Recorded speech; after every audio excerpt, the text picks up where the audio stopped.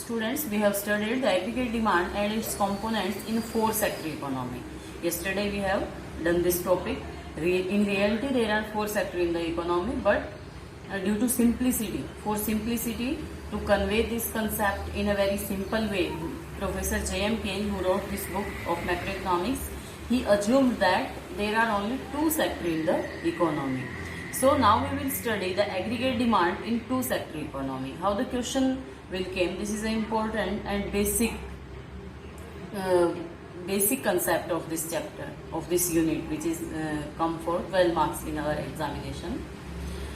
Question will come, explain the aggregate demand. Explain the aggregate demand in a two-sector economy with the help of diagram. 4 marks के लिए question हमारा बनेगा और यहाँ से आपके 1 मार्क्स के भी क्वेश्चन जो है वो प्रिपेयर होंगे. So in a two-sector economy, we know that we have already studied the two-sector economy. When we assume the two sector, the first sector is household and the second is firms. Household sector and firms. So if we assume that there are only two sectors in the economy, then the aggregate demand will be equal to house, where the household expenditure, where the household will spend their income.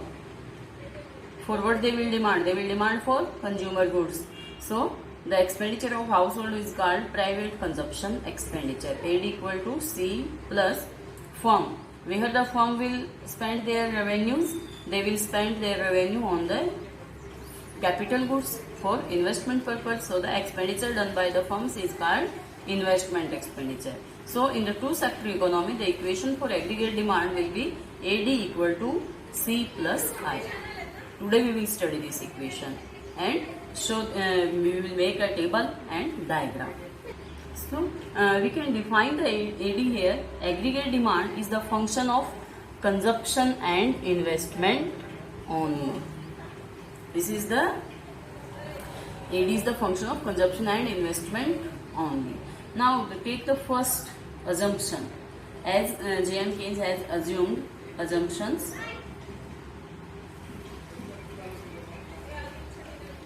First, there are only two sectors in the economy.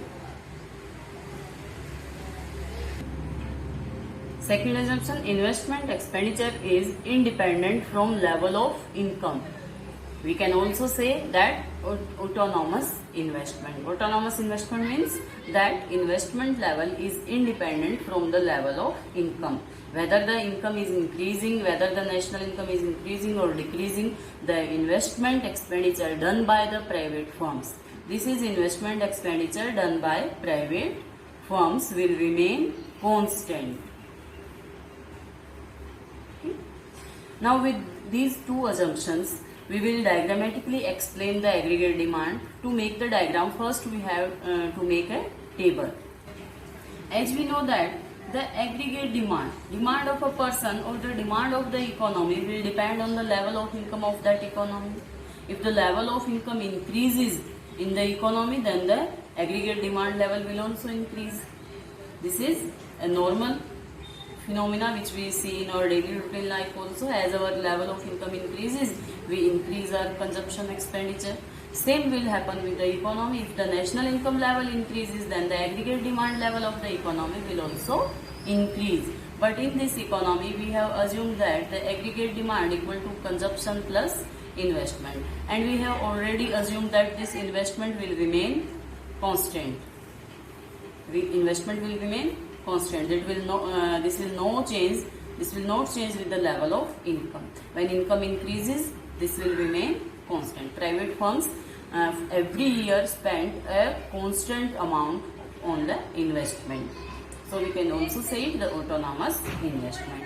Now talk about the C. This is the private consumption expenditure. As we know that when the level of income increases, consumption will also increase with the level of income. Okay. So you can write here that aggregate demand depend on the level of income in the economy. Aggregate demand depend on the level of income in the economy. Generally, there is positive relationship between aggregate demand and the level of income. Generally, we are starting from the zero level of income. Suppose this is the economy where the level of income is 0. You can also understand this process by the current example, as during this lockdown period, in the first 1 or 2 months, whole firms, whole factories were closed. Means the production level of the economy was 0. It was near 0. People have lost their job. But it means the national income that time, the national income was 0. Production level of the economy was 0. But consumption of people was not 0. People were still spending on their consumption. People have maintained their minimum level of consumption for their survival. So when the income level of the economy is 0, consumption will never be 0. When income 0, consumption will never be 0. People will maintain their minimum level of consumption for their survival.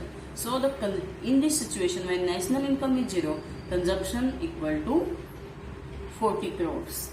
This is the minimum level of consumption.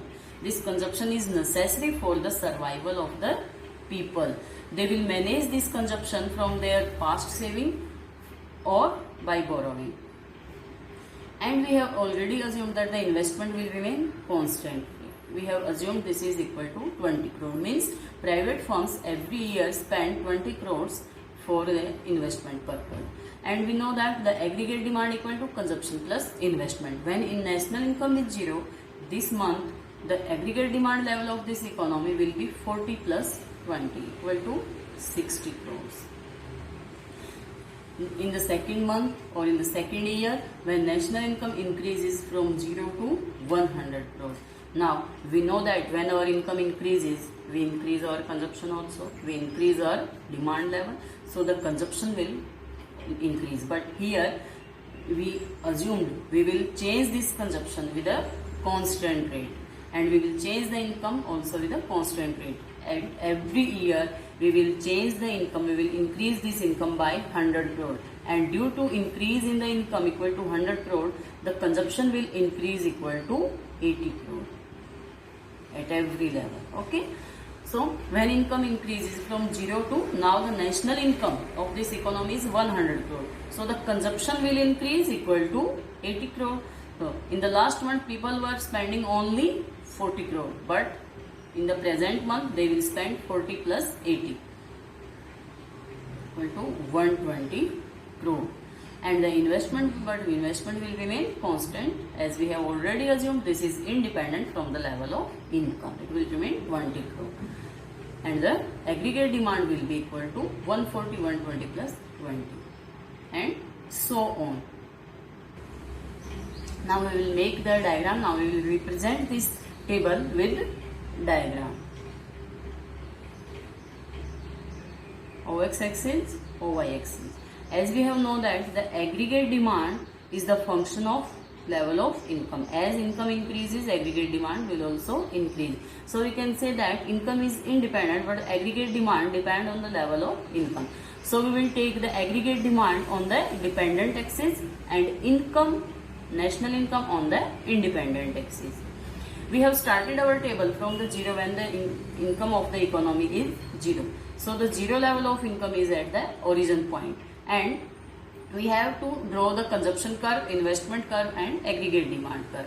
When income is 0, consumption equal to 40 and investment equal to 20. So first we are drawing the investment curve. As we can see that the investment expenditure is constant on each and every level of income. When income is 0, it's equal to, suppose here we are taking 20, 40, 60, 80. 20 equal to 20 crore. When income is 100, it's also 20. When income is 200, it's 20. 300, it's 20 crore. When income is 400, it's 20 crore. When income is 500, it's equal to 20 crore. By joining these points, we get our investment curve. Now come to the consumption curve. When income level is 0, the consumption equal to 40. It's 20, it means it will be double. Roughly, we are taking this point here. I am drawing the consumption curve with red ink. When income is 0, consumption equal to 40 crore. When income is 100, it's equal to 120. It means as the income increases, consumption is also increases, so it will be a upward sloping line. But consumption is increasing every time, it increasing at a constant rate. Every time it increases with 82. So it will be a straight line upward sloping curve. This is consumption curve.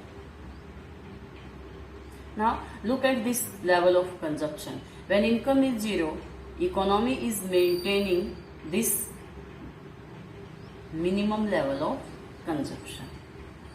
We say it the autonomous consumption. I am representing this by the C bar. This is the autonomous consumption. Autonomous consumption means when in the minimum level of income, minimum level of consumption which is need for the survival of the people. The minimum autonomous consumption is the minimum level of consumption when level of income is zero. Okay, and again next time it increase with the increase in income. Now look at the aggregate demand curve. Aggregate demand is the consumption plus investment. We have already drawn the consumption curve. So now add the investment in the consumption curve. If we here the consumption is 40 crore, what is the aggregate demand is 60. So add the 20 crore. Again I am taking the aggregate demand curve with blue ink. Here we will get the point. Next level, at the next level, aggregate demand is, consumption is 120, when income is 100, it's equal to 120. But the aggregate demand is 140, so we will add the 20. Means at the every level of income, the difference between the consumption and aggregate demand curve will be equal to investment expenditure.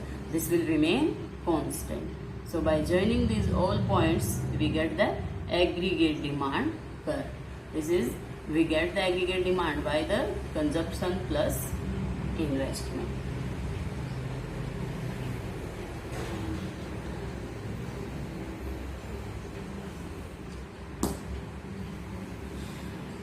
यहाँ से आपको 1 marks के question जो आपके set हो रहे हैं. Why the consumption curve start from? First question, from which point, from which axis the consumption curve started? Option given होंगे from the origin point, from OX axis, from OY axis. Then you will write the consumption curve start from OY axis. Second question, why the consumption curve start from OY axis? Because when level of income is zero, consumption will never be zero. Why the consumption curve not start from origin point?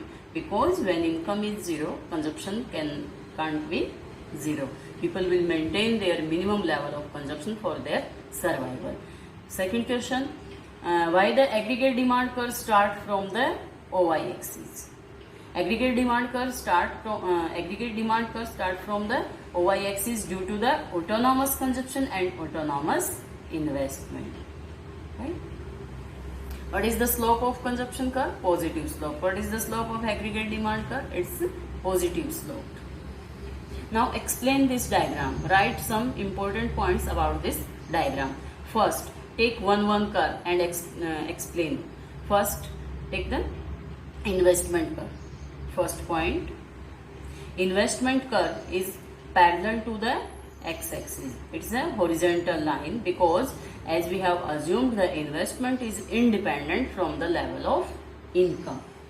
Second, take the consumption curve. Consumption curve is positive sloped because there is a, due to the positive relation between the income and consumption. When income increases, consumption also increases. The third, take the aggregate demand curve. And you can also write that the consumption curve always start from the OY axis. And C bar is the autonomous consumption. People maintain this minimum level of consumption for their survival. The third curve is the aggregate demand curve. Write the third line that aggregate demand curve is positive sloped because the aggregate demand, there is positive relationship between the level of income and aggregate demand. This is start aggregate demand AD always start from the OY axis due to autonomous consumption and autonomous investment. This will be the explanation of this diagram and your question is completed.